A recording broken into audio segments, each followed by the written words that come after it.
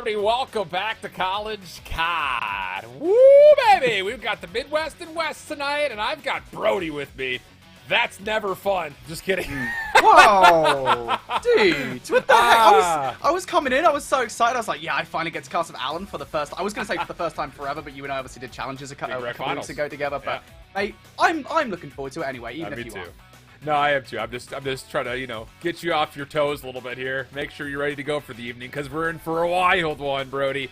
It's going to be a fun one, though. Hope you guys are having yourselves a wonderful start to your week. And if not, well, good news. We've got some great Call of Duty action to cheer you up, and we will do our best to do just that. So, hey, let's just run through it because it's Midwest and West that we've got coming up for us. You see it at the top of the screen. Michigan going up against Davenport, both Michigan State schools. However, of course, University of Michigan just a touch larger. But with all that kind of in mind, hey, I mean, we've got a full top 25 to dig through and just kind of see where everything stands because at the moment, this Michigan Wolverines squad is looking pretty feisty at 2-1 in the Midwest. Yeah, it's a pretty good start, I think, for this roster overall, right? 2-1. Obviously, you kind of want to be in a position where you're starting to get those wins early on, starting to get yourself in the position, I think, early on during the season to obviously qualify for regional playoffs by the end to get inside the top 8. But here is a look at those top 25, the community power rankings at least. I think, unsurprisingly, Alan, I don't think you and I are surprised at all here that Northwood sits, like, folded at the top there at number 1. Yeah, no surprise to anybody. It will stay that way, likely until they meet up against some sort of significant opponent, because really, and by significant, we mean somebody else in the top 10, probably 5. That's kind of what I'm looking at. And I think the interesting thing about Northwood is they actually find themselves in the same group as St. Clair, who's at number 7, completely undefeated. This is a team that last year, Brody, we were always kind of like, all right, they're in the second division in Split 2. They were good, but, like, were they playing up against anybody? And then for the second straight year in a row, they surprised us come playoffs. So now that they're up in Division 1 and undefeated, it's one of those things that you're kind of vying for a couple of key positions alongside some major names and a lot of great challengers players that are also competing here in the CCL. Yeah, this is the interesting thing again, for me as a caster to come into the CCL for the first time in 3 years, it's been nice to see kind of A, the evolution of the CCL on the whole, and B, obviously kind of the evolution of the players that have come in and are now competing against these kind of, I don't want to say low tier challengers players, because in some cases that's absolutely not the case, but still they're actually being really competitive with these players. It's interesting to see that dynamic and it kind of shifting over the course of the season. St. Clair will be definitely keeping on there. Yeah, so now we can kind of take this as an opportunity. You saw a lot of those squads. Those are all Midwest schools, by the way. So these are all teams that Michigan and Davenport will play up against at some point if they have not already played them. And the interesting thing here about this Davenport squad is that they made playoffs last year. They were at LAN. They didn't really have a lot of success. They got DFR'd, but they were one of the powerhouse teams throughout the year. Not a great start for them, though. 1-3, definitely falling short of a lot of the expectations that were left hanging after last year. Yeah, I mean, look, at the end of the day, as you say, coming off last year, top 8, you expect a lot of things out of this roster. They made playoffs. They did pretty well in that season.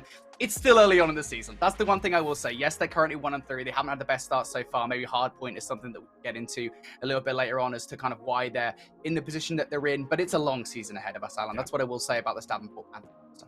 Only having won a 3-0 versus Maverick Esports so far, it's not really been a solid start in a multitude of ways with a ton of very significant losses as they were kind of chugging their way through. Whereas for Michigan, this is one of those teams that I think Austin and I talked about this last week, kind of looking at just the rankings of the standings. This is a squad that started off real hot last year in the first stage and then got put into the top division for the second stage and fell short. So it's kind of one of those situations where we're waiting to see Michigan get tested, 2-1 so far, but this one is one of those matches that if you're going to prove that you're a number 11 and maybe even a top 10 team in the CCL, you have to win. Otherwise, this could be one of those situations that you find yourself maybe kind of cutting in towards potentially that top 8 line. So for Blame, Assassin, Merc, and Memory, that's kind of what's on the line for them. A lot of senior core here, 2 seniors and a grad student, and then you've got the freshman of Merc who's in the mix, and we didn't really see a lot of Michigan last year, so this would be a nice little learning opportunity to kind of see these guys on screen again. Yeah, again, it's the same thing I said last week or 2 weeks ago now. It feels like it was last week, Alan. We're looking at these players, and you're really looking at kind of these players to step up and put their names out there, as real opportunists, if you will. moving forward in the CCL, I'm looking forward to seeing kind of which player steps up on this roster and really makes a name for themselves here in this matchup. Same for all the players on the other side as well. And yeah, I think you talk about kind of the seniorship of this roster here, Alan. Again, that could be really helpful when you talk about it. A little bit more of kind of seniority there, a little bit more veteranship on the team. Hey, maybe that maturity will come into play. Just maybe. Yeah, who knows? Yeah, it's definitely one of those things that definitely plays some sort of an accord, right? I mean, we see it in all variety of different esports at the collegiate level when you're dealing with a group of players that are either retained from the year previous or at least have some competitive experience kind of coming into the year rather than someone who's just coming in as an 18-year-old and coming freshman. It takes some time to kind of get familiar with the competitive environment because for a lot of the players, this is their first time playing in some sort of competitive scene. So it's definitely one of those things that I agree with you. Veterancy usually always reigns supreme. So yeah, that's at least what's on the line for Michigan. On the other side for Davenport, now it's kind of one of those things of like the questions have been posed and they've come up with very bad answers. Not the same team as last year. Based on performance alone, we can say that, which is surprising because the team is the same team as last year. So, it's one of those situations. It's like, what's going wrong with the Panthers this year? Yeah, you talk about the talent on the roster, and one of the immediate things that I draw my attention to is like players like Exib and Anthrax. Like those are no names, at least to me. Historic names within Call of Duty esports. I think just on the whole. So to have names like that on the roster and not be translating that in performances, yeah, look, there is definitely something I think categorically wrong with this team at this point. Even if, again, I had the asterisk on that this is pretty early on in the season. Again, when you have names like that, something has to be going all right for this roster. And to me, again, when it comes down to this roster, I look towards the hard points at the moment where it feels like at least that's where they're struggling. Yeah, big 3-0 last week against Ottawa on broadcast. Leaves a lot of open wounds, I would say, I think, as the community kind of considers this squad. So that has to be patched up, band-aided, cauterize the wound, get back into the mix, because at the moment they find themselves near the bottom of the Midwest pool. And like you mentioned, their hard point has not been there. The respawn in general just has not been there. And it's on a multitude of fronts, by the way. This isn't just like, oh, they're, getting outslayed, so they're losing. There were some really poor looks as far as how they were holding their setups and how they were setting up to break when they didn't find themselves in for initial time of hills. That has to be different coming into this week if they want to have a chance versus the Wolverines. Yeah, I think the big bold thing to me, not only are they 1-4 in hardpoint right now, 1-3 in control, but you look towards the other side, and the only hope really in this series, at least from a statistical standpoint for Davenport Panthers, they're 2-2 in search and destroy, where you kind of flip the conversation, right? You're looking at Michigan Esports, and it's their strongest mode at this point in time. They haven't lost an S&D so far, albeit they've played one less match than everybody else on the field. It doesn't exactly bode a good picture, I think, here for this Davenport roster. They need to have learned something from those first set of matches, take some improvements from those first sets in hardpoint and control, try and translate that to a victory here against Michigan. You just never want to be in a spot with the way that the season is formatted this year to where you're already kind of, hanging on, if maybe not even at all, you're kind of drowning a little bit in the overall standings, especially when you've got heavy hitters in this group that you still have yet to face. So a lot of things I think need to be kind of shown for us here for both teams, not just for Davenport who find themselves at 1-3, but this Michigan Esports squad definitely has some work to do, most notably losing last week to St. Clair 3-1. It puts you in a position to where, okay, maybe they're dealing with some respawn issues of their own against formidable opponents. But let's take a look to see what our map mode combination will be for this best of 5 series between these two Michigan-based schools. And we're going to get Fortress to kick us off. Okay, let's just jump right in, why don't we? Both feet first. Yeah, you know what? Actually, I've been playing a lot of rank play recently. I'm sure you have as well, Alan. And I've warmed quite a lot to Fortress over the last few days and weeks. So I've been loving watching it. I've been loving playing it as well. And we'll see kind of how it goes for these teams. And this is really, I think, a map specifically as we start off this best of 5 that is going to test those improvements for Davenport Panthers, right? How are they going to move forward here with their improvements on rotations and such? Because Fortress is not a kind mode at all. If you mess up on Fortress, say you lose the rotation from P2 to P3, or haven't already kind of messed up on the first couple of kills, you will find yourselves in a very deep hole. So I'm very intrigued to see how Davenport kind of handle that map moving forward. But if they can win it, if they can get that first map on the board in the series here, Alan, it would be a good start for them, I think, to try and kind of make that redemption arc happen. Oh, I agree. And I think the thing that Fortress does to squads that not a lot of other maps do is it forces you to make very quick gut check decisions. So it's one of those, it's like, for me, I always look at Fortress and say, you can actually take away a lot watching VOD and saying, oh, we rotated 5 seconds too early. And that sounds so stupid. Like, oh, 5 second shift, that's not that big of a deal. But when you've got punishing hard points, those 5 seconds are actually pretty critical, because if you rotate 5 seconds too soon and then you don't get the kills, all of a sudden you're spawn trapped on the other side of the map. Other side of things, if you 5 seconds too late, all of a sudden you're beat to the new hard point and you find yourself kind of trepidatiously trying to find a way to break. So it is one of those kind of split-second maps, and I think it does provide a different level of test that not a lot of other maps do in the hard point mode that we have this year. Hate it or love it, it definitely is unique, and we'll say that with a certain level of flair in the end, because that's the best way of putting it politely. Yeah, it's fun. Like I said, I've been enjoying it quite a lot recently, but, as I said, it is a map that can absolutely punish you, so you do need to be careful that you don't find yourself in the hole early on. But I've got a lot of faith in this Davenport Panther rosters. Again, when it comes down to it, and it comes down to the overall context of the series, you already said it right. I mean, they're 1-3 right now. They lose this series versus Michigan Esports, you find yourselves at 1-4, and albeit, again, you've got a long road ahead of you.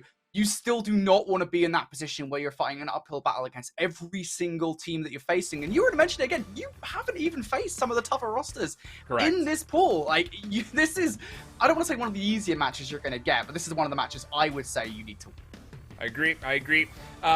Yeah, so with that in mind, our series is all laid out for us. We're going to throw things over to our top 5 plays from week number 2. Come back, we'll be ready to go for map number 1. Don't go far, College COD starts soon. Head on in. Check out a look at America's Navy. All right, the blue and gold, Michigan Esports going up against the half red, half orange of Davenport and the Panthers. And we jump into the Fortress Hardpoint, already underway. Michigan looking solid for the first little bit of time. It's a lot of red over in Davenport, apparently, is looking pretty good here to start off, at least on the right side of the map for that inevitable P2 rotation. And given on any of those players from Michigan Esports, they're going to try and filter their way through. You'll kind of see these guys trying to send somebody through munitions to disrupt those spawn points. You can already see that on the map, by the way. Number 5 in Blame, trying to do exactly that. By all that's going on for Michigan Esports, there's still a lot of time here going in the way of Davenport inside P1. Sheldon will get 1 kill away from a cruise missile, but will be denied. Yeah, it's not bad, though, for Davenport. Good little correction, not only finding a bit of time, but mostly also winning the rotation over to the Gallows. Gecko watching across. He's going to have maybe a couple of contestants nearby, not necessarily in his line of sight, though. The cross is going to allow maybe a chance for Michigan to try to challenge around the side, and in the back, Gecko still can't finish his food.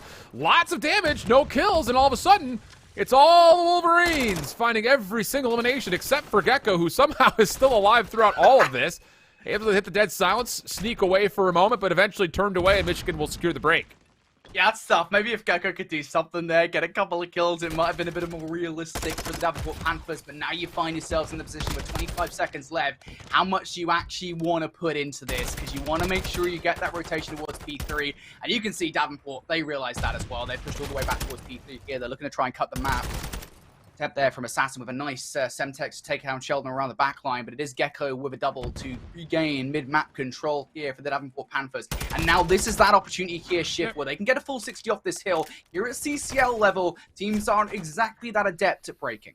Well, I will say these first 2 kills are well found by the Wolverines, and they're moving quickly. Sheldon will still spawn in, and he's able to at least turn 1 elimination over, but Michigan just so polished, so clean. This is the problem that Davenport had last week. Just not enough control setting up these key initial holds. It's too simple for Michigan. Merck is 13-4 for crying out loud. And at the backside, I mean, his teammates really don't have much else to do besides sit in the hill because he's finding all these kills. You can't let that happen. That rotation was huge again. You give him majority time off P1 and P2, and then you really do need a way back into the game off P3. So Michigan with that crucial break at the wealth of time, and as you say, 14-4 from Merck. He is on 1 at the moment on yet another spree at 4 in a row. Now trying to find his way around the backside here towards munitions, and just going to hold off for the moment, try and provide some coverage so that Assassin and another teammate in the form of Flame can get across. Merck going to fly out towards the left side doorways and will be shut down here. It's a good first blood here for Davenport Panthers on the defense of munitions. The second one comes in the form of Krax as well. He has another gunfight down low inside Art and is doing artistic work here. Okay, so now it's down to, can you actually hold this setup? You've won the rotational kills, you've gotten the first 15 seconds, but can you actually hold? Need to see it. And Exhib is just absent. 2 and 11. Kills coming through. And I think all the halls of Ann Arbor just start speaking go blue because Michigan is just not being turned away or denied. I know that doesn't land with you, Brody, but those are things that they say at Michigan. I don't know. I'm still learning, but I'm gonna caught up all the catchphrases by the end of the 20. You're welcome. Absolutely. Well, Michigan kind of hold for the moment here. Merc up top. Looking for important time. Get number 1 and gets a second as well. And number 3. What on earth is going on? Merc is piecing up top. Yet another spree for the man. He was on 18 and 5. Goodness gracious. Jumps out. Bit of an egregious challenge there outside doubles. But I'll tell you what, when you get like, what, your 3rd and 4th streak in a row here, I don't play at this point, to be honest. No, yeah, heat check it, brother. Just go do whatever you want. I mean, you're getting away with absolute murder at the moment. So, yeah, why not give him an opportunity to keep on just flying forward? Now, for the 3rd time, we'll say it, Davenport, actually for the 4th time, we'll say it, Davenport has the initial setup. Kills once again, though, for Michigan, starting to look pretty significant. Sheldon Gecko trying to hold on, but Blame gets the final kill. Thrax called in to try to contest, and that will be enough for him to get back on, try to keep hold of this hard point. Next hit for Michigan coming from the outside of the arches. Thrax doesn't go to try to finish that kill, and once again, Michigan able to at least neutralize the time for now. Sheldon, though, with the double, will actually hold. A nice good flame, but it's not enough, though, to remove Davenport Panthers. And we said it right, Alan. This needed to be a good hold for Davenport here. They've done exactly that. They've got a wealth of time at the back of the Blacksmith kill, and they're in a good position to rotate towards P1 as well. So this has been pretty good for them. See if they can really start to get things going. Gecko turns and burns on towards Blame. That is a lovely kill. But now the mid-map presence has gone. Michigan going to clear that. But as I say, it spawns now coming on through from Davenport. And now again, you're down by about 25 points or so. You want to get the vast majority of time of P1. You'll be right back into this game. Well, yeah, to shut that down. Yeah, for sure. You just have to be cleaner if you're Davenport, flat out. I mean, because at the moment you've got a giant on the other side in the form of Merc. And Memory's not really playing any much worse than he is. I mean, he's got 2 minutes of hardpoint time, 14-9. Davenport looking to still kind of play over through the left side of the minimap. This is leading to a lot, and I mean a lot of time here on the first. Merc is just kind of playing contact. He's not even really holding himself in a corner. He's just kind of out in the open saying, whoever wants to challenge me can try, but, you know, best of luck to you. Long-range shots, Merc gets the tag.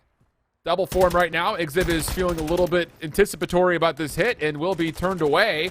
And that turns into, what, 40 seconds of time here in the first hill, at least?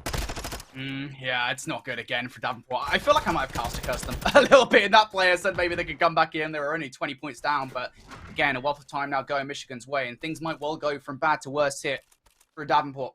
They're down by 70 points now. They don't have control of P2. This needs to be a fast break. Ghetto trying to make it happen through munitions. And a double will be a good start, but you need more from Sheldon Thrax. Starting to come through. Exib also manages to make his way through towards the hill, but do they anticipate this flank from Blame? In for one. Looking for more. Just trying to waste some time for the rest of the team to make through on the other double doors. And it works perfectly again. I asked, did they anticipate it? They absolutely did not. And now Davenport once again left scrambling. You just have to, this is, I mean, the record is repeating. We're beating the dead horse, and other rhymes and rhetorics about repetition can be said here. You have to be able to hold these key hard points. It's just at a point now where, again, for the majority of the squad, Gecko, Sheldon, Thrax, they're returning. And Sheldon's 21-15, like he's finding kills. But something is just clearly not going right for Davenport. And it's hard to sit there and say it's one thing or another, because at a certain level, yeah, they're getting outgunned. Like 6-19 from Exhib with only 15 seconds is just not good enough. But at the same point, there is something to be said about how they're setting up these holds on paper. Like, Sheldon's watching the same thing that Gecko was trying to watch. Like, we have to be more dictative in what we're watching. Gecko's going to hold on to some of this time as the rotation happens over to 3. 3 kills for him in the midst, but Michigan an opportunity still to try to threaten, and finally there's a little bit of cleanup, allowing some time for Davenport to come through. Still a chance back in this game here for Davenport. You gotta have Gecko be doing stuff like this. 5 in a row. Number 6 would be nice. A cruise missile. Oh, might well have made a difference later on in the game, but as Blame clears him up now, it's quite a lot to do here for Exib. On kill. Sitting around the back line of Blame again, just doing Blame things at this point here in the game. That's another crucial gunfight for Kim. And let's be frank, at this point, with 15 seconds still left to soak up, they're not that far away from that 250-point mark. And now for Assassin here on the rotation, a 1 versus 3. It just becomes so difficult if you're Davenport with how this map moves, especially from one side of the map to the other. To turn scrap into initial almost feels like an impossibility, but that's kind of what's at hand at the moment. Pinstripe kill feed. Michigan eventually win the trades, and an opportunity for them to not just block spawns, they can win them here with a single kill on probably to Sheldon, who is looking to try to threaten on the interior. Blame ready for it, and the kill comes out. So now Michigan on the hard point. Blame still in the corner. Oh, okay. Blame, impressive shots to Threx now on 5. Not going to get the regen off, so he will be traded out. But once more, it's the Wolverines inside the hard point. Threat coming through. 1v1 for this time, and Thrax will take the double. A chance for Davenport to stay alive. A chance, but Thrax still needs to do more. Again, players pushing around the back line here, trying to aggressive with the numbers. Thrax finds himself effectively in a 1 versus 3 for the moment. Panthers not getting anywhere close by. Sheldon needs a double and again will not find it. Michigan cannot finish it off the back of this hard point. That's a good thing here for Davenport at the very least. But as we look up towards the rotation again, Michigan already starting to threaten. Assassin sits inside. Somebody has to challenge him. They'll run right into the gunfights, and they will clear for the moment. But 3 down. Michigan, all they need to do is jump in for the last second, and that will be all she wrote here in game number 1. As Michigan, I mean, look, the end scoreline isn't the most dominant in the world, but it certainly feels comfortable at the end of that game. I would be willing to use the word dominant, honestly. I mean, I think the thing about it is, you know, a 100-point game on Fortress, really a 100-point game anywhere, it doesn't really feel like, oh, that wasn't unwinnable. But I think it's in the fashion that Michigan got their 250 points, right? Like, they really only had one hill that they got there first at and held. Everything else was off of breaks. Like, to do that on Fortress of all maps, Brody? Are you kidding me? I mean, continuously breaking P2, breaking 3, and also then the second time we were there, neutralizing 3. Same can be said about their late rotation into munitions because they're fighting for scrap at Fountain. It's just, that is not often the way you see Fortress 1. And, you know, if we had the in-depth same kind of statistic the CDL had when it comes to, like, breaking down, like, what kind of percentage a team holds versus breaks at, if you were to throw it out there, that's like a random stat, Davenport probably held for like 10% of the time, and Michigan broke like 90% of the time. Like, you just cannot have that happen for Davenport, especially with 3 vets. Like, it's getting to a point, like last week was like literally, it peeled your eyes back, but this week, it's inexcusable. Like, these guys are better than this. Everyone knows it. The rating reflected it, and I don't know what's happening for Davenport, but that is not something that we saw at all last year, and it's puzzling to try to put together a reason why it's happening here in this title, considering the circumstances of 3 members coming back. I think you hit the nail on the head there, right? You know, when Michigan are getting a lot of time, they're getting a lot of time, right? They're getting like 40, 50 points off a given hard that point. too. Yeah. Whereas Davenport, they're getting, what, a maximum of a handshake hard point, like 30-30 inside a hill. That's it, and that's not good enough when you get rotation. You know, I think it was quite apparent that something was wrong. I think as you go into the first rotation, you see kind of the P3 rotation where Davenport, like, they lose it, what, within like 20 seconds? Like, that's not good enough, I think, for anybody here on Fortress Hardpoint. And you're already starting to see kind of symptoms of the problem I think that Davenport are having here in Hardpoint at the moment, when Michigan are almost just kind of running over them in game of 1. I will say, it helps when Lord Memory and Merc have games like this, where Merc was on, like, what, 6 separate sprees in that game or something silly? Like, just consistently doing damage to Davenport. You need to put somebody like that down later on in the series. Yeah, 100%. And you'll see it here in the stat line as well. I mean, 30 and 17, 26 and 16. Tons of damage for Blame at 20 and 20. I mean, yeah, it's just that may tell this whole story right there. I think it's just the fact that Lord Memory gets 26 kills, 23 are non-traded, and he gets 18 in the hard point. Like, what, dude? Somebody look and trade. Like, literally, just don't get pieced. Like, I don't know what else to say, but I think that stat line in particular says the most. 3 minutes of hill time as well. Like, everyone, I mean, Merc and Blame are just hanging out, dude. Like, what hard point? I thought we were just playing TDM out here. That's kind of has to be, I think, the mentality when you've got a teammate who gets over to 3 minutes of hard point time. That is, yeah, that's nuts. Yeah, and I look on the other side as well. You never want to play the Blame game, and I don't mean that in any punny way, because as a player, I call Blame. You meant that in a slightly no, I punny really way. didn't. I really didn't. But you know, you look at players like Exib and Frax, and like for me personally, I know historically speaking, like, these are like his story players, like not just in the CCL, but also, you know, outside of that, competing in like 2Ks over the years and such as well, in like professional or even semi-professional Call of Duty, right? And you expect something a little bit better out of them there in game of 1. Not everything is on them, just to clarify. You still need some more out of the rest of the squad on its entirety, but still, just getting outslayed there in map number 1, getting outslayed in the important areas as well. That was a brilliant map from Michigan. They look so good. It's one of those things too where, like, the news doesn't get any better now. Like, you got completely outslayed. outmatched in every way, like we were setting up at the top of this broadcast for this series.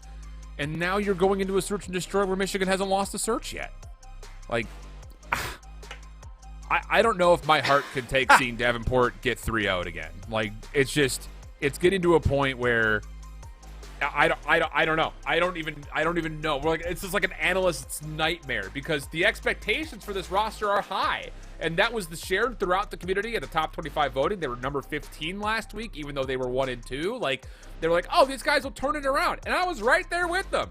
But after getting absolutely smoked by Ottawa and then not being able to trade against Michigan, I gotta see signs of life here. Like, have to have it.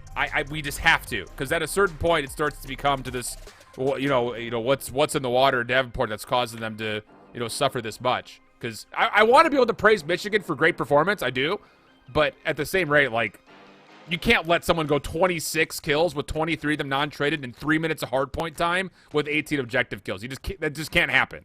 Look, I'm gonna try and be the positive guy here for a second, Alan. All right, listen, I know that's rare for me. Do it. But look, if Davenport managed to win this search and destroy, it might well give them mental boost to come back into this series, right? Given kind of how good Michigan are at search and destroy. That's my one sip of positivity that we're moving forward with in this series. We'll see whether or not it happens, though. I think you need to start getting some of these opening snipes to kick things off. And Sheldon already looking towards Merc on the other side. And that is a lovely nade, to be fair. Will put Merc out of position, but you got to do a player like Flame in the middle of the map. Assassin also providing this mid-map coverage. And again, part of the battle is getting past the 50-yard line here, and now Bomb is stuck there as well.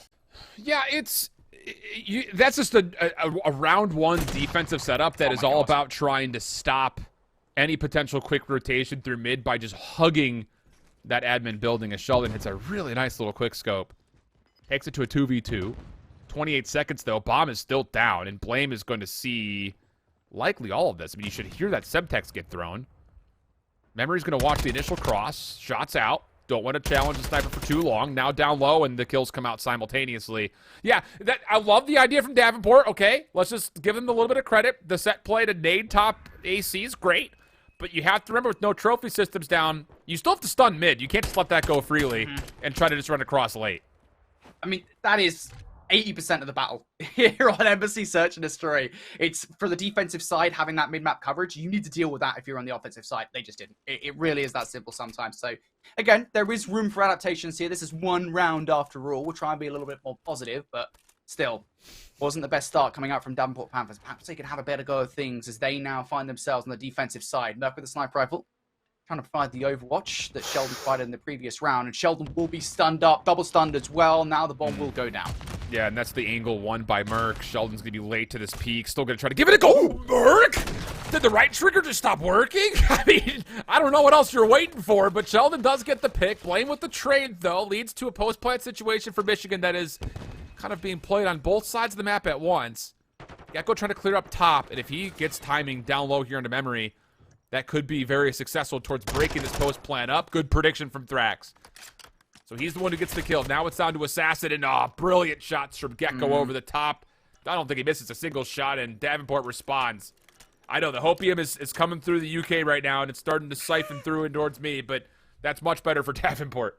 Yeah, it's the retake potential, right? Just great plays coming out of Gecko there, particularly Thrax as well, just to try and push through Orange in the way that they did and around the back line. Just pushing them out of position. Really well played from Davenport. Again, those adaptations looking pretty good so far.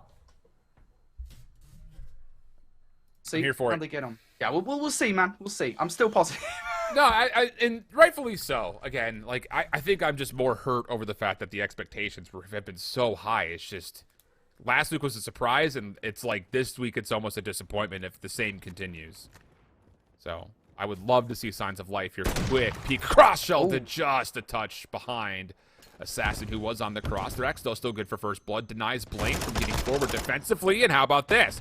Pressure through Orange. Finds a second kill. Now you got the opportunity for Thrax to shut down Assassin, who's previously scoped out. And with that, the quick kills lead it to a Merc 1v3. And we'll go down here for Davenport. Merc should know that the player will be sitting in that back right positioning. He's seen him. Exit goes down. With the second here, has shots on towards Gecko, and Gecko should have a trade even if he goes down from Thrax in the middle of the map, and Merc predicts it knows exactly where he's coming from, and of course the information is there now. You know exactly where Gecko is in the situation. You've got a sniper and attack to choose from. Gecko needs to keep on peeking up here because you never know when Merc's going to jump on that bomb. Yeah, this is slight advantage to Merc, but I mean, every time that Gecko just kind of plays whack-a-mole here, he's going to see the glint of the sniper rifle. There is a frag for Merc. He's waiting for the peek to come onto the bomb. Time becomes a problem. There's the challenge. Kill comes through, but not enough time. Oh, NT in the chat for Merc. It's an impressive 3 kills and the ace for the round, but ultimately it's Davenport who see themselves on 2.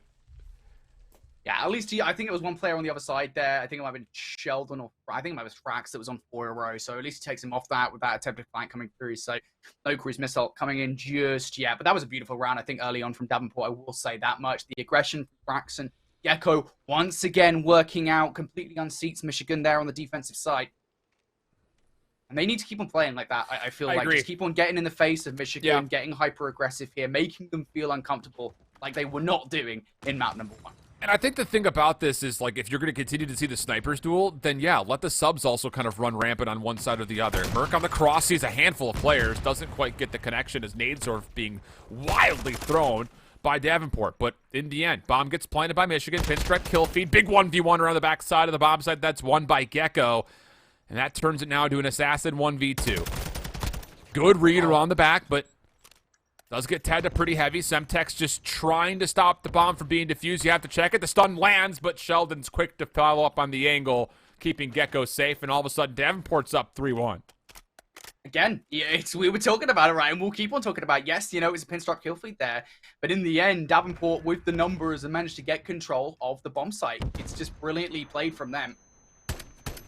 This 2 versus 1 as well. That could have been really dangerous. We will say that much. Assassin might have found himself in a position there where he gets one of those gunfights, is able to kind of slip away into administration building. And that round might well have been his. So there's a situation there with a couple of seconds. Bit of timing goes his way, but it doesn't in the end. Davenport find themselves now 3-1 ups and distance between themselves and Michigan. Offensively, last time around, they relied on hyper-aggression through orange. Doesn't feel like that's going to be the case this time around. Yeah, it's another kind of tempo change here from Davenport. This is very similar to round 1, but not exactly the same. The question that has to be asked is, does Davenport have an answer for this play through mid? They did get the kill on to Blame on their previous offense, but he was the problem on that round 1 attacking approach, and he's continuing to be an issue here. Getting a couple of shots over towards Bathroom, backs away. It's Merc who gets first blood onto Sheldon up top in paper by the look of it. And now all of a sudden Davenport is completely stuck. Assassin watching the cross, and with the 4v3, Blame can make a little bit of a hit possibly happen around the flank. Do you even want to at this point? I mean, you don't think you have to. Control. Yeah, you don't have to do anything. You're waiting for Davenport to make the first move, but they will finally do that. And now I expect to see some kind of reaction coming out of Lord Memory here. He's currently sitting over towards top AC area. Blame, though, will be the player to pull back and take down Exib in the middle of the map. And now Thrax and Gecko find themselves in a bit of a horrible situation. Gecko and Thrax will get the team shots on towards 1, but there you go. Won't be long before they're taken down. And yeah, again, it's that classic problem, right? Where, you know, played hyper-aggressive, and what was it, round number 2? And that was what got you the victory. You go back to kind of one of the earlier plays where you're playing a little bit more passively, but as soon as you lose that first blood, you find yourself stuck on your side of the map. Yeah, and, you know, I think if you're Michigan, just to kind of reiterate that point, you can go and say defensively now, we've got 2 solid rounds that Blame gets up to admin and we win the round comfortably. So I think if you're Michigan, next defense, you still try to find a way to get Blame up towards that bathroom window, kind of on top of that admin wall, because he has not been responded to in any form, except for that late hit he did on the second defense where Thrax found the kill because he was playing really aggro. So those are things to keep in mind eventually when we get to round number 7. But here in the opener, it's Michigan looking to hit over towards A. Lots of nades being exchanged. It's Exib who gets the first blood and has a trophy to try to keep him safe with a little bit of assistance from Thrax. I don't think you can really go this way if you're Michigan, but they're still holding it, trying to force the issue, and they're getting punished for it. Yeah, and now the tables have absolutely turned here. Flip of the script, as Michigan are in the exact same position that Davenport were in the prior round. You're stuck either in the administration building or right behind it in the parking lot. There's no way out, and you need some incredible plays from Lord Memory or Merc. That might well be it. Goodness me, Lord Memory gets like the hair of Exit there to get that headshot, and now makes it a 2 versus 2. With a fast sniff as well, are you kidding me? I'll have what he's having, says everyone in the restaurant. So now the door is open. Still question marks, though. Lots of doubt about Michigan's setup here because you don't know what defenders could still be at B. Sheldon with the pistol gets the first. Does not anticipate, though, that Memory was the one with the bomb, so he never actually checks for it. Leads to the plant. And the 1v2. Memory gets a little sound cue. Takes care of the first, no problem. Up top. Doesn't expect Sheldon to still be up there. And the pistol is true for 2 kills. Davenport, they gave Michigan a look, but shut the door right back in their face to go up 4-2. I tell you what, there's 2 opportunities there where I feel like Little Memory gets way too close to clutching that one up earlier on with that kill that he should never get with the passive. And then obviously to stick the plant in that situation, just be like, well, you know what, I might as well just full send it and get the plant down here, just give myself something in this 1 versus 2 situation. Yeah, just a galactic plays coming out of Lord Memory. It's not enough in the end. Davenport once again put some distance between themselves and Michigan. And I will say, I feel like at the moment, these guys, they're playing a little bit too passively on the offense. You know, you're losing that first blood. You find yourself stuck on the offensive side towards administration building, and now the first snipe will go Sheldon's way. That is a nice shot, but you need to follow it up with another one. And how about not just another one, a third as well. Very quickly, things are falling apart from Merc here, who is getting absolutely littered with utility. What a round from Davenport. I was saying at the start of that one, these guys are playing way too passively. Davenport were like, all right, I hear you. I'm just going to play this. And I think the cool thing about this round is the angles that are challenged off the rip for Davenport to make sure the subs could safely chow Blame again. Because that whole setup is an AR up top for Michigan to get Blame over towards the left side on the defense's perspective on the admin building. He's just trying to hit a different angle than running right through the middle cut towards bathroom window, trying to stay unpredictable. But Davenport counter beautifully by way of Sheldon Scope, who's now 8-4, by the way. Lots of influence from him on the map. And Michigan now have their backs up against the wall. Lots of winnable rounds, but Davenport has been pretty icy so far in the low number situations. This time Bomb making its way quickly on to B. First blood tallied. And the defense does not really have too much of a chance to chow this. Memory still going to try to force it through, though. Ammunition gets ran out looking for the pistol. And in the meantime, Sheldon clears out the back of the B site with a double snipe that connects for 2. So all of a sudden, Memory's little finesse play in orange has seen Michigan not get the plant, and now he's in a 1v3 because of it. Wow. Wow. That's what they meant by the Big Bang Theory. Apparently, it's Sheldon with a sniper rifle here. Yeah, I had to get that one there somewhere, buddy. But Davenport, incredible search and destroy. And you know what? We were teeing up this storyline as Michigan undefeated in search and destroy coming into this one. 3-0. Well, how about that for your first loss? A 6-2 convincing, dominant victory in map number 2. And a lot of the players that we weren't that impressed with. I think I'll say that much. In map number 1, coming out here and playing extremely well. The aggression from players like Gecko and Frax, and then I'm frozen apparently. You guys can still hear me at the very least. I don't know what this is. I'm like sitting here like paint me like one of your French girls. I'll keep on continuing anyway. As I was saying, you know, and Sheldon with the snipes as well.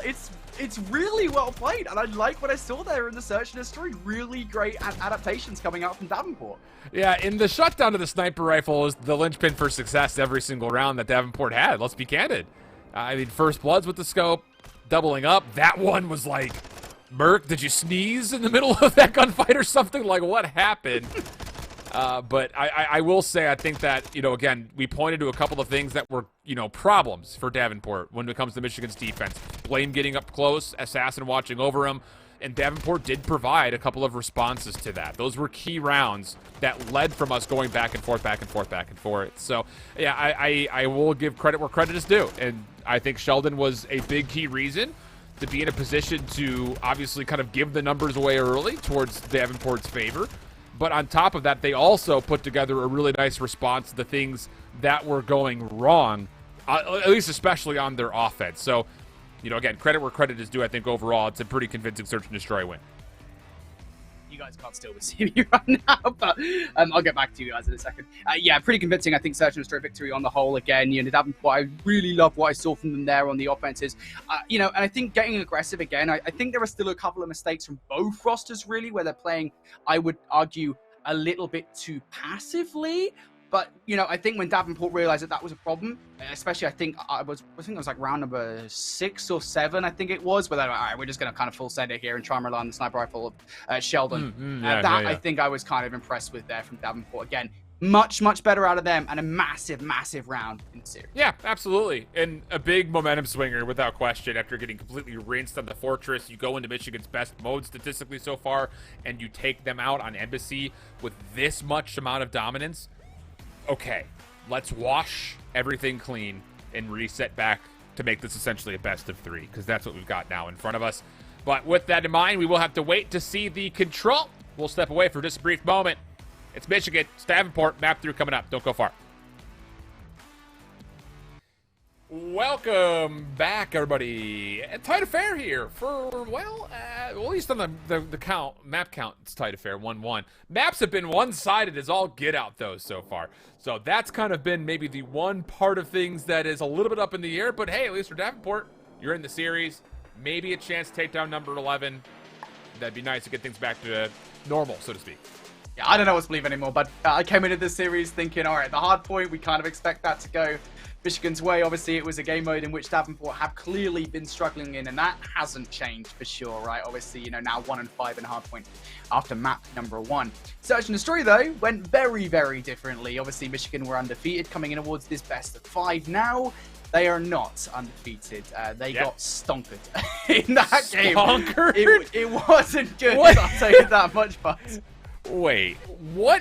Is that an English term, or did you just make that word up? I might have made that word up. Hang on, wait. Okay. Hang on, whoa. Stonker. Oh no, it's a word. It's a word. Well, hang on. So there's a colloquial term and there's a non-colloquial term. One means exhausted or defeated. The other one means drunk, effectively. So there you go. Lessons this is what happens when we get a Brit on the broadcast. Things just start to go wild. I don't know. Oh, here we go. I must have heard that term at uni. That's all I know. This is college cut off. Nope, I'm segueing. We're done with that. We're no longer talking about that. It's LSU control. We're getting the train back on the rails here. And here's the thing, and I'll say it. I'll be the one to hit this hard segue. Davenport has to get traded kills. They have to get some wins because at the moment, based on what we saw last week, what we saw in map number 1, they're getting outslayed. That has to change here. And Asilo, probably one of the more straightforward controls to where you could try to execute on that. So I think that's what we need to see immediately coming into this round 1. Yeah, I think so for sure as well. You know, I think, you know, one of the bigger problems, as you say, in that map number 1 was just the fact that they were getting outslayed so hard. And one of the bigger problems beyond that as well is, you know, they weren't just getting outslayed. They were getting streaked on, like, constantly. And it wasn't obviously the product of those streaks that the problem, you know, the cruise missiles, none of that jazz. Right. It was the streaks themselves. It's letting players like Nord Memory go on like 4 or 5 sprees consistently, you know, gets 4 in a row, dies, gets another 4 in a row, dies. You have to stop that from happening, and you cannot let that happen across the board. You know, it's kind of funny in a way, and I know we always say this, Alan, it's just like, sometimes, very simply, you analyze the game, and it's just like, Team A just got outslayed by Team B. That is what happened in game number 1. Just don't let that happen here. And it's one of those things, too, like, we see that more so at this level of competition than, you know, the conversations around this would kind of be for, like, the CDL, or even at the top-level challengers. Like, you could get outslayed and win if you're playing great mechanical respawn in those 2 forms of competitive Call of Duty. The problem is, it feels like at this level, it's very easy to say that if you're not gunning, you're probably also not playing the respawn technically perfect. You know what I mean? Like, I think that there's a certain level of give and take that comes with higher levels of competitive COD than what we may get here in the early season moments, week 3 of college COD. So I think we're right to put a spotlight, not to pat our own selves on the back here, but I think the spotlight does have to start first and foremost with Davenport being able to slay and at least go even in trades, because that was by far the biggest kind of standout we saw from map 1. Yeah, it is just very simply that at the end of the day, isn't it? You know, and the one thing I will say as well, just generally speaking, I mean, again, we don't really know much of what to expect here. We expected something entirely different in the Search and Destroy, and that's ultimately not what we got. So, hey, maybe this team have also learned quite a lot in the way of control. You know, maybe they've been in the rank play grind over the last few days. Who knows? You know, I've been feeling pretty good and have learned quite a lot off the back of that as well. You know, at the end of the day, as we said, you know, we kind of teed this up at the very beginning of the series that at the end of the day, Davenport here are 1-3. Like, they know the situation that they're in. You don't want to go 1-4. And for that reason, you can tell they will absolutely be putting in the effort here to try and get better at hardpoint, get better at control. Look, it didn't translate in map number 1, but it might well translate here in Mountain of who knows. Yeah, it's a lot of things, a lot of speculation, a lot of things that could happen, may not happen at all. I don't know. It's tough to say when it comes down to things overall. But, you know, early season CCL, especially with these two squads, needing to kind of see a proving point, show up. That's the easiest way to put it. You know, it's one of those things, it's not really to put your money where your mouth is type situation, because at least as far as I know, they're not really going back and forth with any kind of drama on these two schools. But I will say that, you know, for both these two teams, you're coming off of, again, just to re-hit it in case you joined us late, Davenport was in playoffs last year. They looked great from start to finish. Until they weren't DFR'd, but, you know, at least they made it to the LAN, which is impressive in the first place. Michigan had a great start to the season, poor end of the season. So they both kind of come into this season with certain levels of, can Davenport do the same thing again with 3 out of 4 returning? Can Michigan correct the mistakes from last season? And, you know, it's taken us a couple weeks now to get to the point where we can really kind of get an answer to the question, but it feels like this series could be a pretty good indication of what the rest of this season may look like for either of these two schools. Yeah, I think speaking big picture for a second here, Alan, I do expect both of these two teams, especially seeing kind of Michigan for the first time really here, and of course Davenport, as you said, top 8 last season, managing to make it all those LAN playoffs. I expect both of these teams to make regional playoffs at least. That's what I would expect anyway. I know going 1-4 is like, if they go 1-4, big if at this point, because Davenport obviously have kind of bounced back in the search and destroy, but still, like, if they go 1-4, that doesn't exactly bode well, but still, like, you look at the talent on this Davenport roster again, you have storied players in the team. Like, I don't know, Matt. We'll see. There's still a long season ahead of us, but as I said, on paper, given what we know about this Davenport roster and what they were able to do last season, they should be a team realistically that does make plays. The thing about that, though, and we said this a lot last year, the teams that get smoked in Division 1 that have to play through the LCQ against red-hot Division 2 teams, like, you just be mentally booned, not seeing your team win. Like, you get so caught up in the losses that it can be difficult to go into a playoff bracket where you're playing multiple matches a day and then all of a sudden just win a bunch in a row, especially against hot teams. So, we saw that kind of happen with teams like St. Clair last year. Who knows what this year has in store for us. Good start here for Davenport, going 5 for 2 in the opening set of kills and with some great map pressure defensively. Michigan with some issues that they have to kind of put aside before they can really even see either of the two zones, although they do have a couple of the members up top above A on the tower, so the opportunity to kind of use that as a pivotal position to stop the defense is definitely in order. Thrax gets red through the double doors, and his pinch play shut down means that Michigan can stack for some progress. Yeah, it's tough. There's a lot of corners to check here on Courtyard at Control Zone A, and Thrax just checks the wrong one, the only one, but there's not a single player from Michigan Esports, and now Michigan just a segment away from capturing this point. Davenport now looking for exit frags, and they have to be careful. They don't let players filter through. Like, Lord Memory might just found the route here behind, and he's done exactly that. Kill versus Sheldon. That's good. Another one for Blame as well, Alan. This is not looking good. Yeah. Not looking good at all. But you do have Exhib in the back. Free kill here. And Gecko helps in the front. Well done. Good read from Exhib to the player up top. So just when things started to get a little bit juicy over towards B, Davenport required to find the kills, and they provide. Second set, though. Michigan right out of spawn quickly. Assassin gets the read onto Exhib. And that will lead to an opportunity for Michigan to reclaim some lost ground and still have plenty of time to set up a hit over towards B again. Yeah, that was a great defense coming out from Davenport there. It looked like it might be lost for a second, but a wave of gunfights coming in their favor, and it will send Michigan back to the respawn point. Now, like, nobody over towards green will leave Michigan a little bit of breathing room to make their way alongside the field. Assassin going to trade off as Gecko takes down one. So a couple of players aggressing on towards this point now. Lord Memory, one of them. I made the flank happen. Assassin going to fall, though. There goes Lord Memory as well. The defense still strong for Davenport. A 3-for-1 trade. Merc the only one to pick up a frag. Things looking pretty good for Davenport here. Oh, and a big follow-up kill there from Sheldon. That will completely open up the soccer field in favor of the defense. Michigan's going to have to re-clear this before they get over towards B. Blaine is topside patio, but no, only is able to take a look over towards Pride Rock. Not much you can do with that position. Memory trying to get away from a trade. And he is running quickly, and then turns at the exact right moment. They have gotten a call from his teammates saying, hey, there's someone right behind you. It's like every scary movie's worst nightmare. He's right behind you! And the kill comes through, but in the end, Davenport looking solid to hold the defense. Nice little transfer from Sheldon. Nice little centering lock-on. And with 8 seconds and 5 lives, Michigan would have to get there and get there quickly with some conviction. It does not look like that's probably going to happen. Blame, nope. Only gets the touch for a small moment.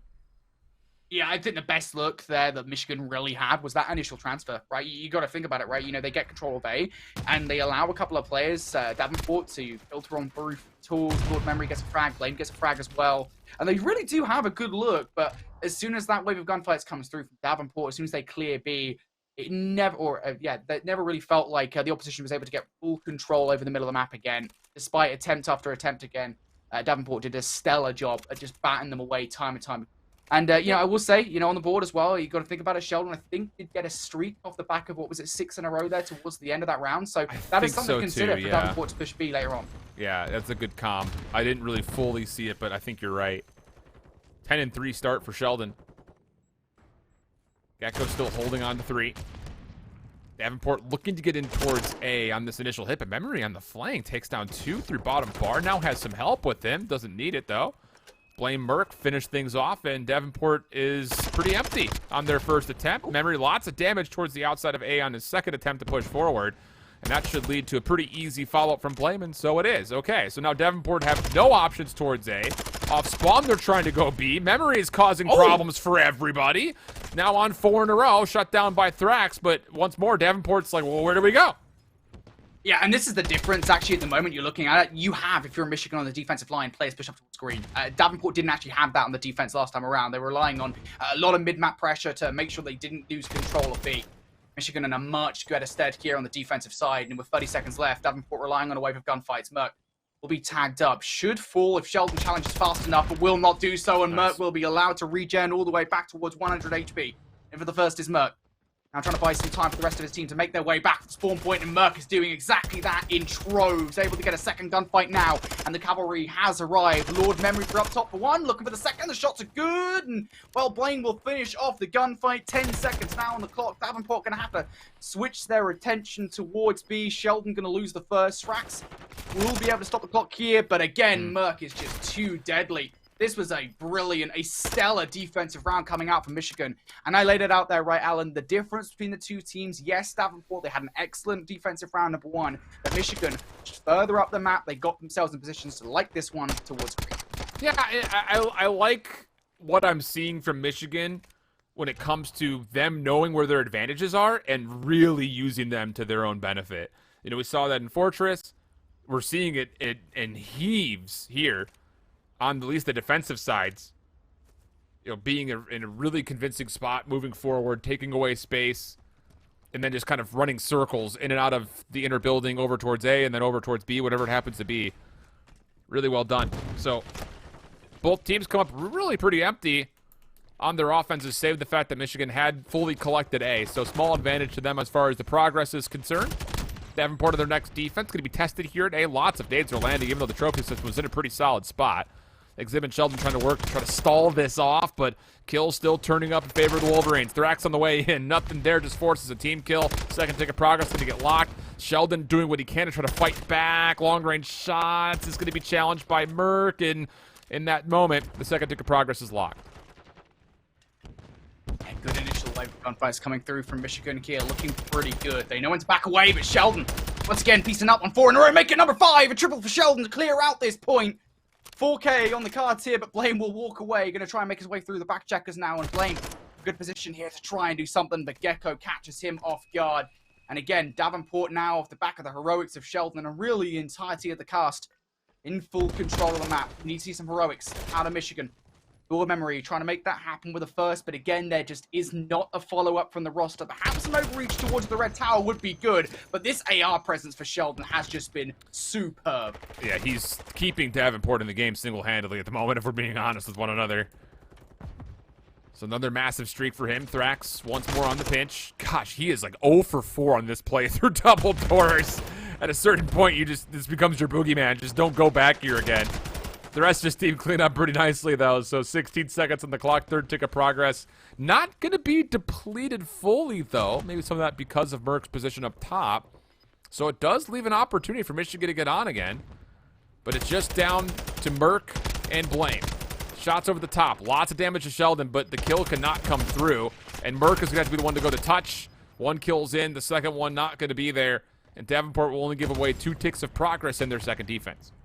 Yeah, so far these offenses haven't been that convincing, to be honest, from either side, Alan. I agree, yeah. Seen a couple of good looks, really. I think obviously the best one we've seen so far is that initial push on towards A from Michigan, and undoubtedly these guys have been much better on the defenses, just given how many more ticks they have overall off the back of that initial A cap, and then obviously the 2 that we just saw there. But I think either way, it doesn't really change the point here that Davenport still looking so good on their defense, just managing to bat away Michigan time and time again. A lot of it is the AR pressure. Gecko now comes in this round on 4 in a row, and we can't go in that conversation without talking about Sheldon, who is 19 and 10 at the moment coming in the round of them. Yeah, he's putting together some unbelievable defensive looks. But it does have to be said that Davenport need to get, what, 5 ticks of progress here? Just to force the tiebreaker to kills, if I'm not mistaken. So a lot of work to be done here offensively, otherwise they will find themselves having to attack 2 rounds in a row. First tick of progress should be good. Exhib will confirm it. More Panthers nearby trying to finish off the A zone, but waiting for that next wave of kills first. The predictions are really solid. Exhib clears the front. Thrax makes sure nothing comes through those backside double doors. Even kind of makes a play through to try to really search out this kill, but turned away. Blame gets the elimination, but it's not really going to influence the defense largely towards this A zone. Full progress done. Now Davenport looking for not just maybe 2 ticks of progress, maybe the full round. They've got a lot of lives to spend here. What a difference getting that first wave of gunfights makes, say, to an offensive effort from Davenport as they are able to capture A, unlike what happened in their prior offensive effort. Now trying to translate that into a B push as well. Got to be careful, though. You don't want to over-aggress and lose control of the mid-map, which they currently do have. You can see that in the way that Exib is playing. Super cautious, trying to bait out anything Michigan in this play. Again, though, you kind of have to be cautious because you can see it on the minimap right now. Look at number 4, enacting a flank. And a lot of this time now for Davenport being soaked up. They're giving a ton of map pressure away to Michigan. Now that cruise missile is going to come down. Davenport, they recognize this could well be the play. They have to make this work. No kills with the cruise, but it does force everyone back, and as the defense tries to reposition, it's Gecko who's absolutely shredding him on the turn. So now on towards the zone go the Panthers with not a lot of numbers, though. A bit puzzling, but Thrax is kind of taking his time clearing out mid.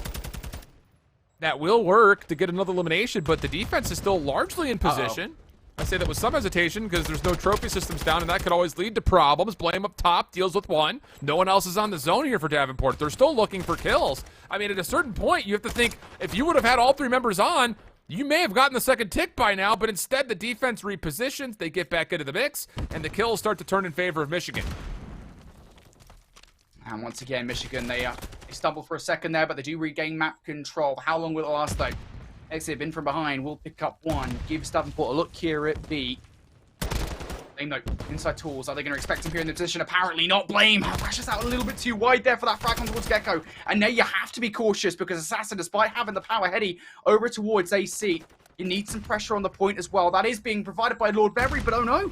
The nade comes through from Merc, and again, not the best play individually in this circumstance. You don't have as much map control as you would desire here for the back 25. Assassin, you've got a trophy, dude. Throw it. Like, there's no reason to not put this trophy down. I get you're trying to watch the angle, but the nades that can come through for Davenport can be what break this defense apart. Memory on the backside, on the chase. Does get 1 elimination. Next test is going to be through inside of tools. But instead, he's trying to watch over to the top of soccer. Tough gunfights to be taking with Vaznev. And, well, once again, everyone knows the treacherousness of that fence line. Keeps Davenport at limited numbers. 2 seconds and the clock stun comes through, and Michigan will hold on to their tick advantage, if only just barely. Whew, that got tight. Yeah, I'm not gonna lie. I gotta criticize for a second here. There are some individual plays I'm seeing from Michigan. There's these tiny things at the moment which put them in really shaky stead. Specifically in that round, I think there was a flank I think that could have effectively resolved the entire play pretty early on there. I think it was number 4 Merc that was trying to make a flank happen. Like I think it was like 40 seconds left on the clock, and then just decides to wrap back around to help his team. Like I think if he would have kind of doubled down on that, it would have been really good. But that's just one of a number of plays there where individually a couple of decisions that were made a little bit differently for Michigan, and that would have been a much more comfortable round. But doesn't matter in the end. They're able to get it done here. We're forced to round number 5. As you said there, Alan, the ticks will be in favor of Michigan, so they should be on the defensive side here for Davenport. They have to see his opening wave of kills. That is what worked for them before. Get this opening wave and get yourselves on towards A, but you need to make sure you have control of the power position. It is Merc that's up there for now. Oh, but a good shutdown. Sheldon was going to get challenged out by memory. Now Thrax could just very easily come from behind Merc because Michigan were so focused on the exterior of A This should lead to some pretty significant capture percentage here on the A zone. Gecko's going to try to make life difficult on the defenders, trying to get into position to contest this. And he completely takes over the second floor. You hold this position, you likely get the A zone, especially with a lot of oversight from Thrax D. But the kills all turning in favor of Michigan. Just Sheldon, last one left, and he may be enough. Another double for him, 28 and 16. Just again, doing it all himself here in map number 3. That should be the zone. Yeah, and I like this from Michigan as well. You can see it on the map. They're not over-aggressing in towards A. It's very easy to get greedy, try and catch the players off guard, and find yourselves being the ones that have been caught off guard by Davenport, but that's not going to happen here. Michigan will reset, push themselves back towards the spawn and try and catch any Davenport players off guard. For Davenport, it's a matter of trying to be all sneaky, like, and find some routes where Michigan aren't going to expect you. The first player will fall in next to Sheldon. Now on 5 in a row once again. 1 kill away from a cruise missile, and hopefully we'll see a better utilization of it here. But Frax involved in a 1 versus 1 outside tools, and Lord Memory does take it again. A lot of these gunfights at the moment not going Davenport's way. They're trying to easel their way in towards the backline. And again, there is the sick from Sheldon. And now as a couple more kills come through, this cruise missile's coming down. Oh, he's going to be kicking himself when he watches back this VOD. You were in a great position to just get your AR up and watch the cross-off spawn. Michigan were spawn trapped. That's everything you could possibly want. But as the cruise missile lands, Sheldon still has an opportunity to run through patio. He gives it up for free. And is this maybe the opportunity that Davenport try to stack? Puzzling moments when it comes to how they're making their decisions right there. And with the clearance that Michigan are starting to build, the first tick of progress is in, but the second's going to be hard pressed with Burke still holding the top corner. On rotation, players trying to work their way in. Semtex right underneath, and that connects. I don't think Burke thought that was going to hit. Second tick of progress locked in. Panthers still have numbers on the zone. Yeah, Lord Memory falls as well. Blame, you got to get on the point, my friend. You're in a 1 versus 2, and he gets shut down. Wow. That should be all she wrote here. Davenport Panthers, they surge towards the end of that control. A lot of learning to be done between their 3 offensive efforts, and it is 3rd time's the charm for them to make it happen. You said it. I think there was a couple of small little adjustments that Michigan could have made, and they would have been all right. But, yeah, just Davenport. They managed to find the holes in the defensive line, and they absolutely exploit. I will say, again, you got to give Sheldon his flowers, man. The firepower for him there. He got on 2 consecutive streaks. The second cruise missile was a lot better, and it definitely helped there in gaining a lot of map control for Davenport in that final round. You get 35 kills, yeah, you're going to get the credit because that he literally was the reason that Davenport win that map. I mean, outside of Sheldon's key moments, not just offensively, but even on the defense, I think you look at the series and say that Michigan should be up 2-1 just because they were playing the map technically better as a full team, but just Sheldon was not losing gunfights. I mean, across every single round, especially from the defensive side, he was so key to stopping Michigan the first time around in particular right here at B. It looked like it was going to be pretty solid, but Sheldon up top just would not die. Ended up kind of carrying the streak in, like you mentioned, that little transfer. It did earn their streak, so I wasn't looking for it initially, but off the replay, we can confirm that, of course, obviously, he got it on that kill right there. And I think you look at this map back and say, even for Davenport, look, I don't mean to come off super negative, but they're lucky Sheldon had the game that he did because there were some pretty poor decisions that were being made by Davenport as far as how they were playing those offenses until finally Sheldon just goes God mode, earns the last streak, and then cleans up the rest of the zone as well and single-handedly almost. I mean, I'm going to say that wasn't the cleanest of controls from either side, to be frank. There were some weird plays coming through. So many different, like, just odd decisions to be made from individuals on both rosters. I don't know, man. That was a weird one to watch. But in the end, yeah, Davenport, you're absolutely right to point out the fact that Sheldon, I mean, he has so much slaying power to be said. He's so much to say in this game.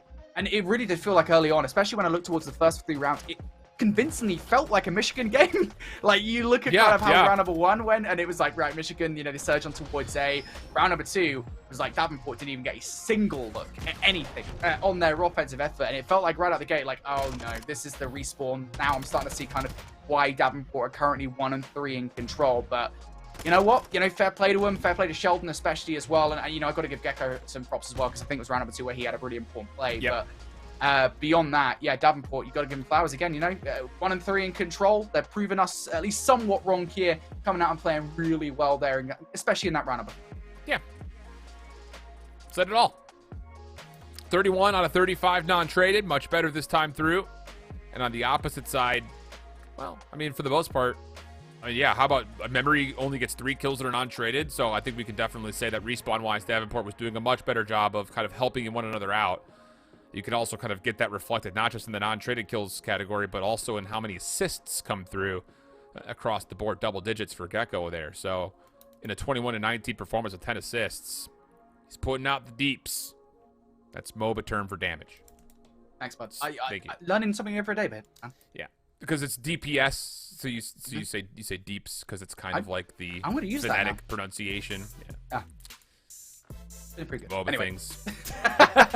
Here's a look at the map set. Anyway, regardless, this is a very interesting circumstance I think now we find ourselves in, because I think I'd already thrown out my notepad after that search and destroy, Alan. I'm not going to retrieve it at any point anymore, because this control has proven us wrong here. Davenport Panthers have looked good there in that round of the fight. They clutch up a control when required. And now we have a Mikado hardpoint up next.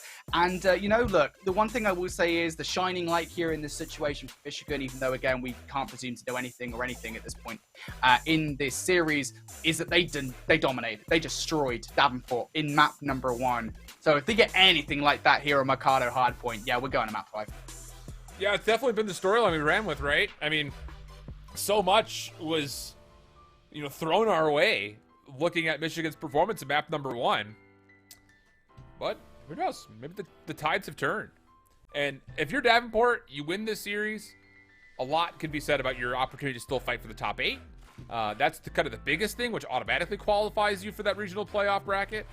And on the other side, do you start calling fraud alert again on Michigan? I know I'm completely flip-flopping all over the place, aren't I? That was aggressive. But, I mean, the thing about it is, like, the wins that Michigan have were versus, like, Bethany, and who else did they play week 1? Carroll University. So yeah. Like, those are 2 squads that are like near the bottom of the group, if I'm not mistaken. Yeah, both teams are 0-4. So and their one loss was to St. Clair, and it was the 3-1 that, if I'm not mistaken, was pretty convincing.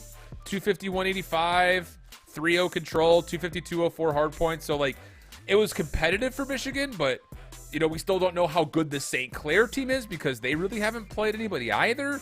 So, I mean, there's a lot to kind of be told as far as, like, putting together, like, a power ranking of just this division. Because it's super heavy-sided when you got teams like Northwood. We expected teams like Ottawa and Davenport to be just as good as they were last year, and that has not came to grips so far. And when you look at a team like Michigan, they haven't played anybody yet, besides now St. Clair and today Davenport. And if you lose here, I think you kind of face the same, you know, form that Davenport was in. You know, they were 1-2, yes, last week. They were still rated 15, and they completely got dropped out of the top 25. The same fate may still wait for Michigan here if they lose this series, in my mind, because you haven't beat anybody yet. Yeah, we'll see, man. Like I said, I mean, like, I've said this all series long. It's pretty early on in the season. We will say this much, but this does feel like a really important match. We're looking at 2 teams that, again, you know, we're going to be looking back at this one in a few series time and realize, yeah, that was a really important victory for us to take. And again, it especially goes for Davenport. Yes, okay, their road has been a little bit tougher than Michigan's, you could argue, but still, like, this is a big one, I think, for them to take away from Michigan Esports. And it's been a big redemption story as well. Go back to that control victory. They'll be very happy with that one, but they need to take this hard point away. Map number 1 was not kind to them whatsoever. Perhaps map number 4 can be a little bit better. And so far, so good here for Davenport Panthers. We talk about kind of, again, we always talk about this storyline when it comes to Mikado hardpoint. The team that spawns up over towards that parking lot side always has a better advantage of trying to control P2. But Davenport Panthers immediately flip the script. Yeah, a good start, but once more, as soon as the second set of gunfights come out, Michigan fight back. It does I mean, again, we're not even 60 seconds into the map, so it's hard to say it feels like map 1, but kind of. I mean, as far as how things have fared until this point. Key moment coming up, though, for Davenport with the scrap 13 seconds coming and going pretty rapidly. Michigan will be all over the south side of the mini-map. Davenport going to fight through the L turn around the back. Blame's going to get a read on this. Nades will not land thanks to the trophy system, but the angle taken away. Blame gets one, does not quite get the read onto the second fully, but his teammates, his ARs behind him, clean everything up, and it's be Michigan who opens up Cantina. Yeah, big rotation coming out from Michigan here. If they want to put some distance between themselves and Davenport, well, this is the way to make it happen. Providing the coverage across the line, and Blaine will make it happen through tunnel. That stun will not land as Davenport don't get too hyper-aggressive, but again, coverage through the top window being provided by Lord Memory. This is a really good start here from Michigan. terms of controlling P2. Mid-map coverage as well being brought to you by Merc at the moment. And with 30 seconds left, I mean, you are facing that stark choice, right? And I think Davenport might have already made the choice of like, yeah, we're just going to cut our losses here, rotate a little bit early. Tough time to see go away, though, without even contesting it. I'll say that much. So, let's find out if there will be an opportunity for them to actually execute on their initial hold. Still time on this old time, you got to keep in mind. Those spawns are not fully going to be in for the side of Davenport. And Michigan is going to hit the brakes and say, let's just block. Let's overwhelm. Let's see if we can just got to get us around. Kills come through. Michigan win out on the initial 2v1. Assassin still looking for more, though. On the cross. Oh, my goodness, Sheldon absolutely blew an opportunity to shut that down. And, oh, it's a trophy system. Oh, no. From the grave, he gets his own trade. Okay, let's go. Oh, these trophy systems, man, they're actually nutty. In Modern Warfare 2, they're the most powerful thing in the game. Oh, don't worry about the ISO hemlock. The trophy's got you covered. And now, Davenport Panthers here. Looking to try and control, losing gunfights around the hard point. Exib needs to go huge. He finds himself in a 1 versus 4 and will only be able to pick up 1. So a good back 25 seconds here for Michigan, considering how early Davenport rotated. I mean, like, yeah, you get like 30 seconds off that kill, and you do have the rotation as well. So there is some positives to take away, but again, Michigan taking the back 15, and now they're looking to try and disrupt this rotation too. Lord Memory, we're going to swing through the back alley, but a lot of coverage being provided by both Exib and Sheldon towards that backline. Assassin just too much to handle. And, you know, Lord Memory will throw himself out a little bit late. Sheldon's just like, you know what? I'll take everything I can get for free. Yeah, that's for sure. Let's see. Merc, good shots. Opening kills. Oh, he gets the second Gecko just over the top of the forward portion of the truck. And with the follow-up on number 4 in a row, Michigan will open up Barber. That was, I mean, honestly, Davenport was in a really good position to possibly find a way to get early time, but instead have to default to breaking for the scrap, which, as Michigan fall away, they will opt to rotate instead. It feels exactly like what happened in map number 1. You know, it's only one play this time as opposed to a multitude of plays over and over and over again. But once again, it is Merc piecing out, taking time away from the Davenport Panthers. This rotation becomes paramount. You have to feel fear for this game. For Davenport to keep themselves in the conversation. Merc and Assassin, though, already opening up the conversation, opening up the floor. A couple of kills, and they will get first touch on this hill. Davenport, how do you approach this? Players on all sides. They're going to have to try and aggress at the right times. And Assassin is ready for it. Sheldon on 5 in a row, but Assassin will cut him short. Blame in the middle of the map will actually pick up that kill. But it's a double from Assassin and a double from Flame as Michigan get the first hold. It's about time, I think, to possibly queue up the LeBron no-help meme, because Sheldon's doing it again. 17-8. No one else is even close. And what was a pretty solid match right here, at least to kind of start on score-wise, is now all of a sudden become out of control. 150-83, more still to possibly come. Blame on 5, opportunity, you know, to possibly get streaks, which could even further put this out of reach. And it kind of feels like same issue, different map at the moment for the side of Davenport. Yeah, it feels like every single hard point at the moment. I know it's early on, right? And yes, they're down by about 8 points, so but every single hard point feels like this hard point has to be the one, right? This is the one that has to be important. It's just not happening time and time again. And now, once again, you find yourselves outnumbered. Yeah, Blame recognizes that he might have to take some early gunfights on some players coming off the respawn. In doing so, this is messy. This is very messy. Exib able to get some free kills on towards Assassin and Merc. This retake has completely fallen apart. Blame, the only one that's penetrated the defensive line, and he's only able to get one off the back of that. Davenport, it's again another double here for Gecko, and they will get control for the moment. Michigan, they should give this one more look and decide to push all the way around the backline. They're going to continue to get here, and it's another double offered up towards Gecko. Yeah, I think that's fine, though. We see a lot of teams do this in the CDL, where like you hit through the old time, and then you use that as an opportunity to either make a decision of how you rotate the new. You could try to overwhelm through Barber Alley, or you could play through mid, maybe a little bit of both. So I'm not really opposed to that idea, trying to finesse that scrap time away, but they do get punished for it. So nice for Davenport to kind of win out the majority of that old time, also hold the rotation here to new. Nade tags, but Thrax still can't find the kill. And that means that Michigan will start to stack up in towards Warehouse. ARs are watching this, though. I mean, hounding down this angle. And Michigan needs to hit through double doors. You don't love to make this play, but you kind of just have to force the square peg into the round hole because you can't just keep coming back through warehouse. Racks the round hole at the moment. We'll try and take him out the Good equation nades. here. Yeah, great nades, as you say, tagging out these players and just keeping them at bay. Frack's ready for it, and there you go. Frack's going to pick up the double. Nicely done. And I got to say, Alan, I mean, we discussed in this game as if Michigan were kind of in such an indomitable lead. Well, how about this? Davenport Panthers about to take the lead away from the Michigan squad, and it's been off the back of this rotation from P6 to P7.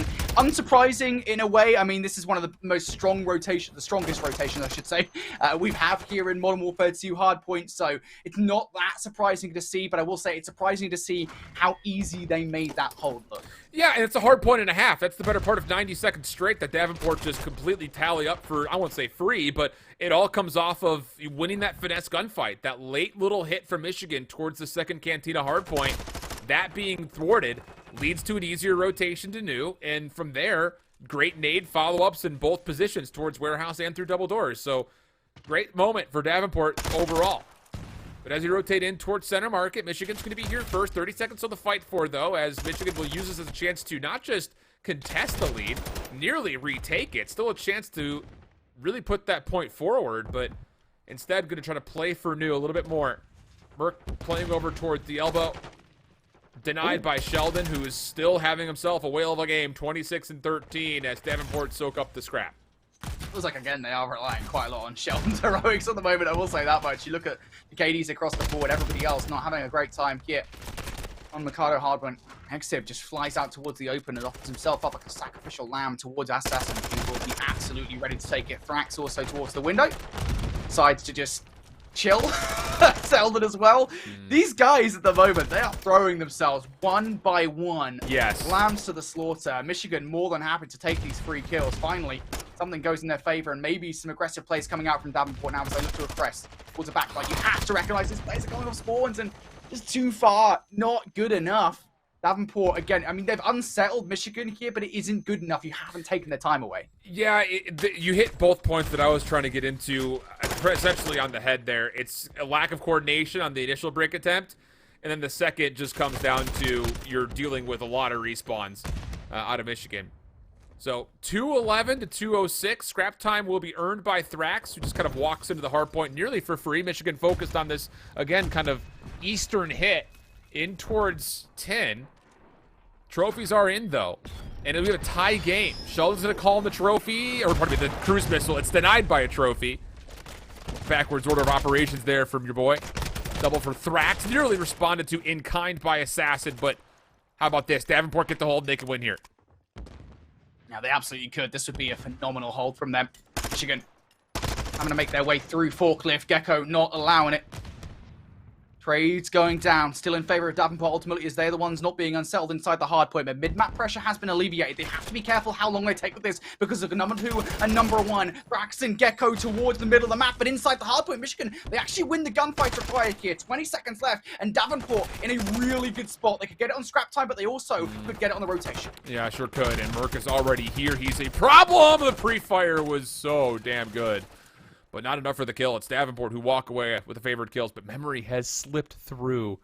He's going to have to do so much in this position, and Thrax shuts him down. Hardpoint opens at Barber. Blame for the first blood. Needs to get here quickly. 245 to 229. Kills still coming through for Michigan on the backside. But can anyone get there? You can't throw nades. You don't have time. And there it is. Davenport take the win. And it really comes down to 2 different key moments. The second Cantina over to parking, 90 seconds, almost all of it goes the way of Davenport, and then the solid hold, both at 10 and then in the final moments here as we get over to Barber. Yeah, you hit the nail perfectly on the head there, buddy. 100% accuracy from you.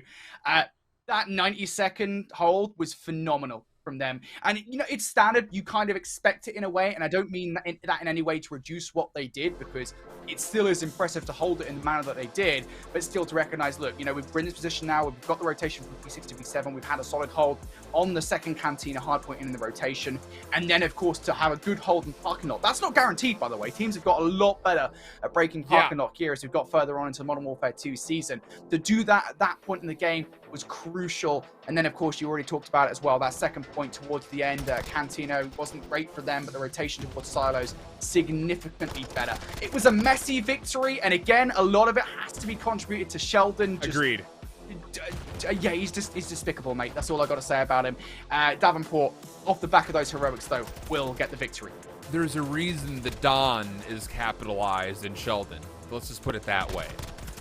So, Davenport, look, it's one of those situations where trying to evaluate this series is going to be difficult, I think, for the top 25 group. Because I think there's going to be some knee-jerk reaction saying, oh, Davenport just beat number 11. Maybe we should keep them in the top 25. This team's got a long way to go. The amount of decisions that were either not coordinated well across the board for the team or just maybe not communicated at all were pretty staggering. I mean, that first map was really revealing.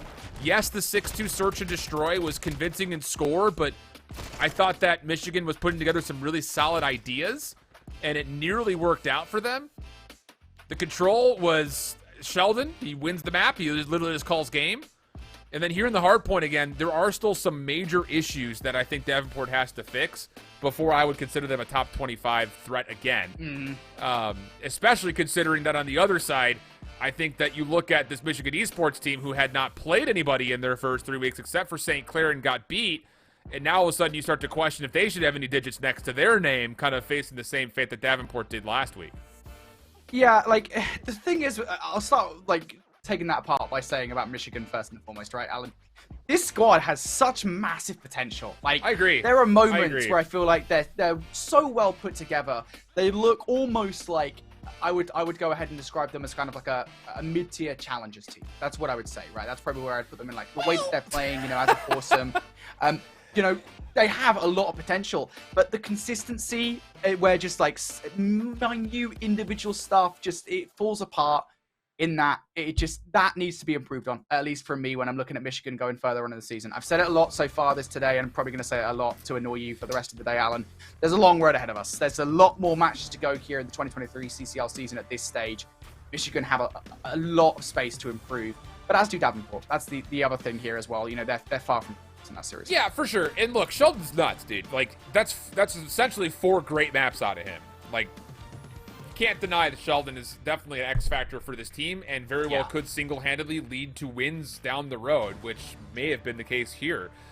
We're on the other side of things. Like, you don't have a pop-up performer, which is fine when it comes to Michigan overall, but there are moments in there where it's just like, okay, like, let's just put this as an example. This is not a great example, but let's just use it.